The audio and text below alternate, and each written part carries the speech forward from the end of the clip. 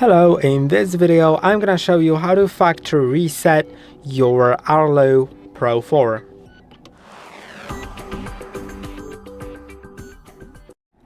To do it, take your ARLO, press on the button at the bottom, then take the unit out of the chassis, and now you'll find this sync button.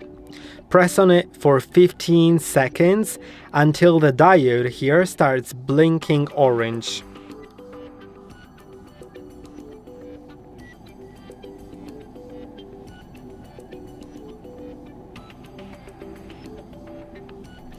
Now the device is reset. And that's basically it. I hope that this video was helpful. Don't forget to like and subscribe. See you in the next one.